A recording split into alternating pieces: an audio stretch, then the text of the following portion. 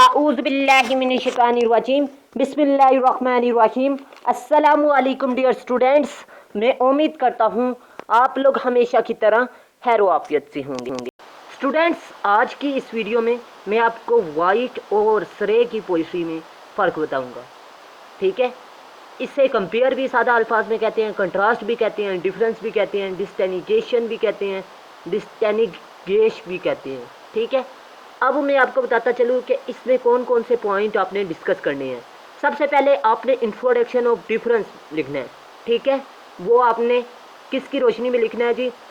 मुख्तलिफ क्रिटिक्स की रोशनी में। ठीक है, अब नेक्स्ट आपने लिखना है जी लेस एनर्जेटिक इन इमोशनल सेंस लिखना है, लेस एनर्जेटिक इन टेक्निकल सेंस लिखना है, डिफरेंस बिटवीन इन राइमिंग स्कीम आपने लिखना है, ये पॉइंट आपने लिखना है।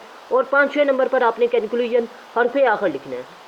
अब मैं आपको बताता चलूँ, ये 5 जो से पॉइंट है ये पैराग्राफ की सूरत में मैं दिखाऊंगा। आपने एक पेज में 2 पैराग्राफ लिखने हैं। ठीक है, खूबसूरती के साथ। एक स्टार्टिंग पैराग्राफ आपने ब्लैक मार्कर से स्टार्ट करना है और दूसरा पैराग्राफ आपने ब्लैक। ठीक है, अगर आप पेन से लिख रहे हैं तो मेरा मशवरा मानिए कि आप पेन से इस्तेमाल ना करें, बाल पेन इस्तेमाल ना करें, बल्कि आप पेन इस्तेमाल करें, इंक पेन। ठीक है, उसमें मार्कर का इस्तेमाल करें। एक खूबसूरती में इजाफा करता है, दूसरा ये होता है कि जो सा बाल पेन होता है वो आप ज़्यादा लिखें उससे तो आपका पेपर छप जाता है दूसरे पेज में, जिसकी वजह से चेकर को पेपर चेक करने में बहुत मुश्किल का सामना करना पड़ता है।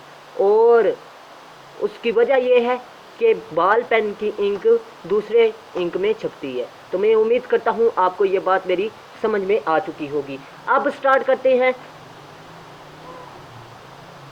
पहला पॉइंट। ठीक है, in the words of David Daiches the difference between Wyatt and Surrey can be summed up in a phrase. ठीक है, डेविड डिचिस की रोशनी में हम डिस्कस करेंगे वाइट और सरे की पोइट्री में क्या फ़र्क है।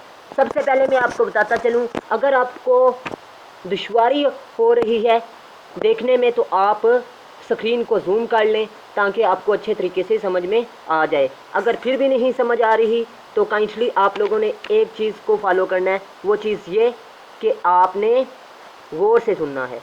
ठीक है, अगर फिर भी नहीं समझ आ रही तो कमेंट सेक्शन पर या फिर आप लोग मेरे व्हाट्सएप नंबर पर भी रब्ता कर सकते हैं। तो इंशाल्लाह मैं ये सवाल आपको व्हाट्सएप पर सेंड कर दूंगा। सबसे पहले Surrey has less strength and more polish. Less strength कम मजबूत सरे है। ठीक है, एंड मोर पॉलिश और ज़्यादा पॉलिश यानी चमकदार। ठीक है, शायर है।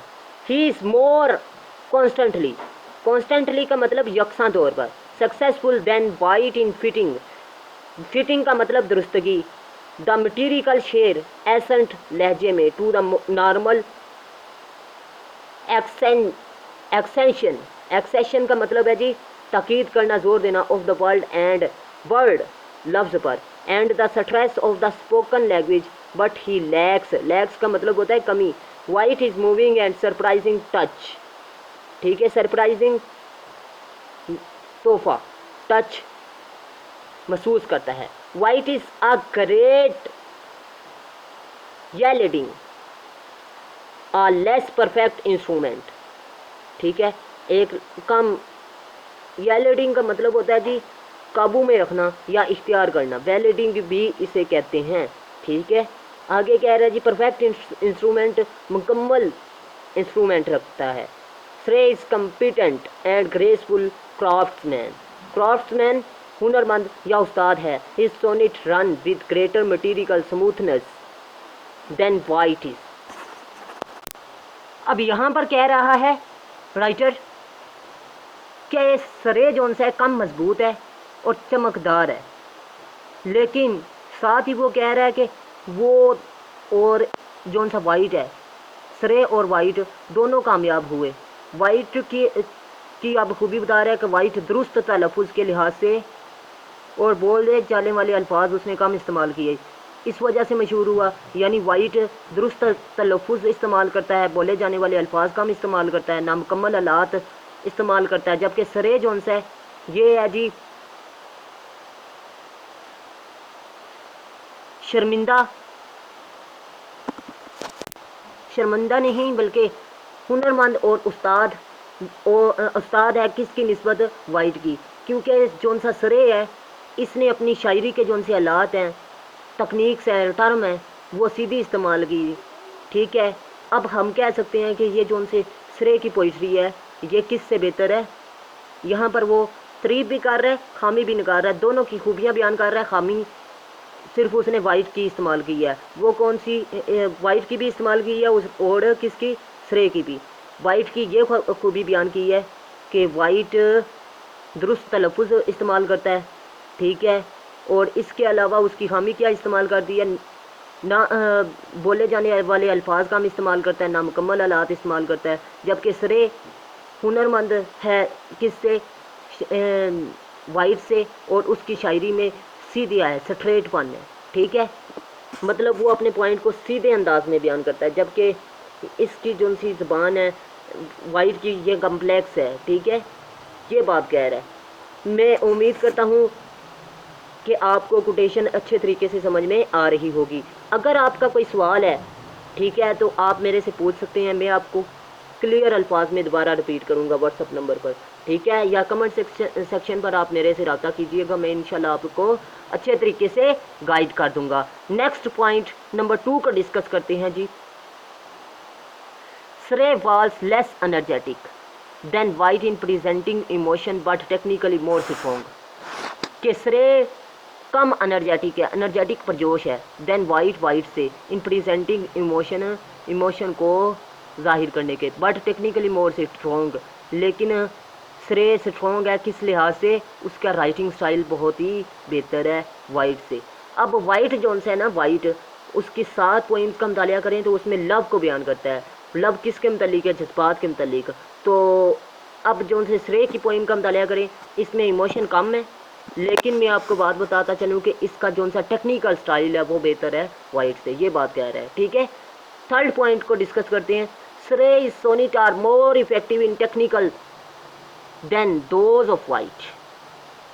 अब टेक्निकल वजह हमने बताई है तीसरे पॉइंट में, दूसरे में, तो वो कह रहे हैं टेक्निकल किस वजह से है, कौन सी वजह, कौन सा असर है जिसकी वजह से टेक्निकल तौर पर सरे बेहतर है। ही मॉडिफाइड का मतलब क्या है जी, मॉडिफाइड का मतलब है तब्दील करना, कर दिया। ठीक है, it by making it a poem of 3 quatrains. Quatrain कहते हैं 4 लाइनों पर मुश्तमिल लाइन को, followed by a couplet with the rhyming scheme of A B C D E F ji.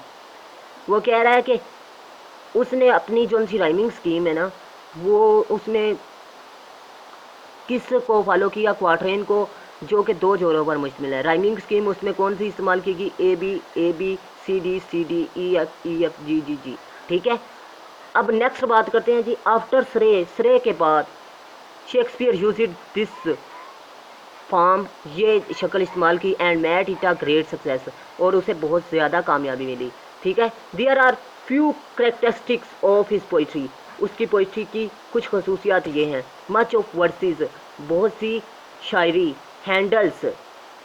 Handles का मतलब है जी बेहात, हैंडलेस, बेहात भी कहते हैं जी। The traditional Petrarchan theme of love with typical Petrarchan conceit. पहले पॉइंट में वो कह रहा है कि मच ऑफ द वर्सेस, बहुत सी शायरी जो सी है वो बेमकसद है और ट्रेडिशनल पैट्रिचन मॉडल को फॉलो किया गया है। ठीक है, आगे कह रहा है कि पैट्रिचन कंसाइट के साथ, तरीही पैट्रिचन कंसाइट के साथ इस्तेमाल किया गया। He uses natural imagery, this is livelier more English than in Petrarchan model.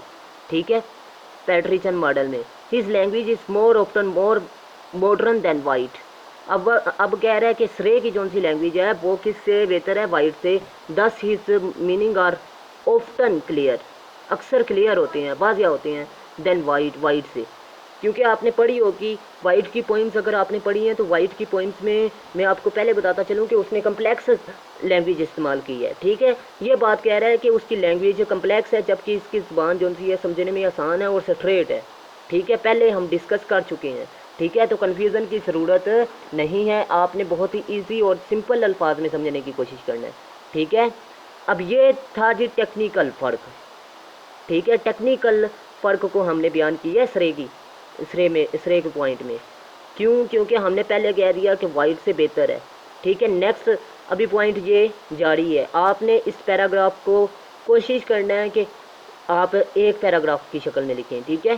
Shreyas, ये पहला ही है paragraph. Shreyas contribution in English poetry is remarkable. श्रेय की इंग्लिश पोइट्री की जो सी तकसीम है वो रिमार्केबल है, ठीक है। He is second sonneteer in English literature after Thomas Wyatt. Thomas Wyatt के बाद ये बड़ा दूसरा शायर है। ऑन वन हैंड, दूसरे हाथ में, Thomas Wyatt tried his best translate Italian sonneteer, कि वाइट ने कोशिश की कि वो बेहतरीन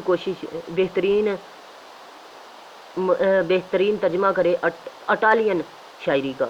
on the other hand, Surrey not only tried but also reformed का मतलब है जी दुरुस्त करना,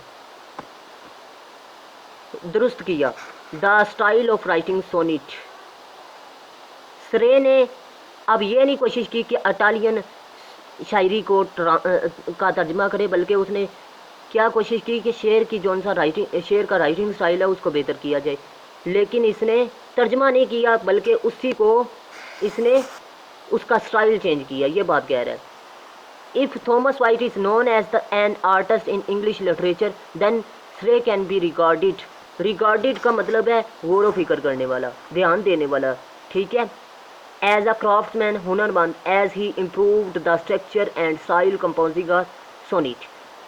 अगर हम ये बात कहें कि थॉमस वाइट एक आर्टिस्ट है, फनाकार है इंग्लिश लिटरेचर में, तो हम ये भी कहेंगे, गौर करेंगे कि श्रे एक हुनरमंद इंसान है जिसने इंग्लिश लिटरेचर में पैट्रिचन इटालियन जो सा सोनेट है उसके स्ट्रक्चर को बेहतर किया, ठीक है।